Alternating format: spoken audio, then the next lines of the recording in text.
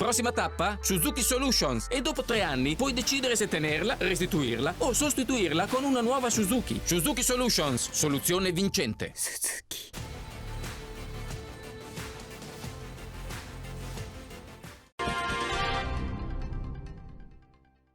La più cordiale buonasera, ben ritrovati con il TG di Prealpina.it. In apertura la cronaca, malore fatale in sella alla bicicletta. Se n'è andato così Ioris Bolognesi, 78 anni, residente a Malnate. Questa mattina era uscito dalla sua casa per una pedalata. A un certo punto si è sentito male ed è caduto sulla carreggiata battendo la testa. I passanti hanno lanciato l'allarme, i soccorsi sono stati immediati, sono state eseguite le prime manovre salvavita e in un ultimo disperato tentativo l'uomo è stato trasportato all'ospedale di Circolo di Varese. Purtroppo però non c'è stato nulla da fare. Ancora cronaca, nel weekend un uomo è stato arrestato alla stazione di Rho con l'accusa di tentato stupro ai danni di una quindicenne. Tutto è accaduto sul treno Magenta-Pioltello. L'uomo ha approcciato la ragazza e poi l'ha seguita quando quest'ultima ha cercato di allontanarsi passando da un vagone all'altro, quindi avrebbe cominciato a palpeggiarla. È intervenuta la Polfer insieme alla polizia locale di Rho. Il convoglio è stato fermato nella stazione di Rho a porte chiuse. Il 27enne ha tentato la fuga ma è stato bloccato, portato in stato di fermo al comando di polizia locale e verificati precedenti reati, è stato arrestato e portato nel carcere milanese di San Vittore. Ancora un arresto perché un uomo di 48 anni è stato arrestato in flagranza di reato dalla Polizia di Stato in Viale Valganna a Varese con l'accusa di rapina aggravata. Il fatto risale al 5 agosto ma la notizia è stata resa nota solo oggi. Gli agenti della squadra volante sono intervenuti a seguito della segnalazione di un uomo che, impaurito, ha raccontato di essere stato appena derubato sotto la minaccia di un coltello. Il responsabile si era allontanato in Viale Valganna in direzione della rotonda e lì lo hanno bloccato i poliziotti. Il 48enne è stato perquisito, sono stati rinvenuti in suo possesso il coltello e il denaro sottratto alla vittima della rapina. Cambiamo argomento, a Gallarate sono terminati i lavori per risistemare il viale del cimitero di Crenna. Il servizio è stato realizzato da Annalisa Colombo.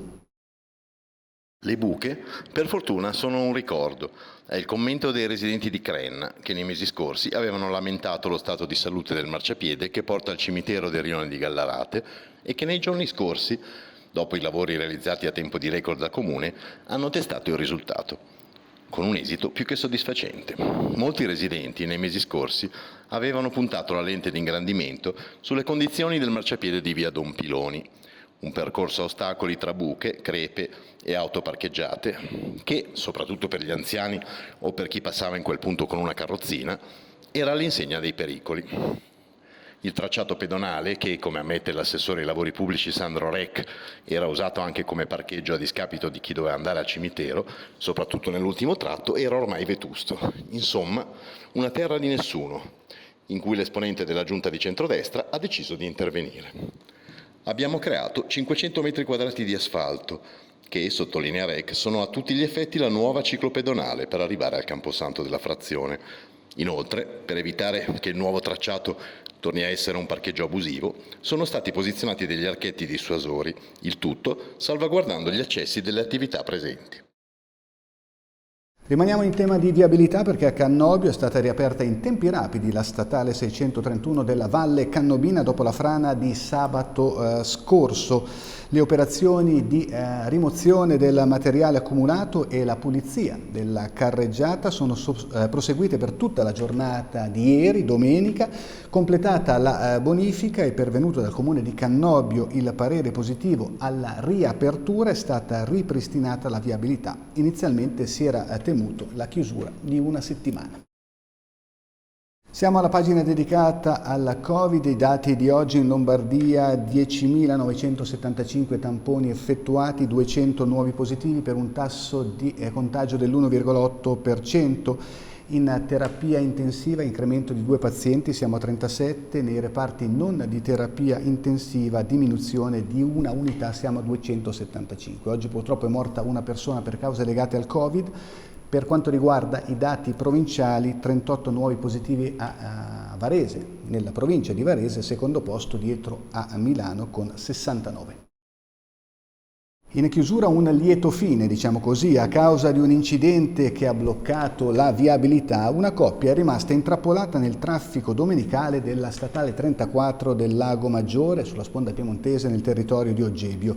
Il marito della donna, fermo con l'auto in colonna, ha chiesto aiuto alla questura per raggiungere l'ospedale di Verbania, perché la moglie doveva partorire. Sul posto si è precipitata una pattuglia della Polizia di Stato, un agente si è messo alla guida del veicolo della coppia e l'altro poliziotto ha fatto strada azionando sirene e lampeggianti con l'auto di servizio. Questa scorta ha permesso alla gestante di raggiungere in tempo l'ospedale per il parto. Bene, è tutto, grazie per essere stati con noi, buona serata, appuntamento domani.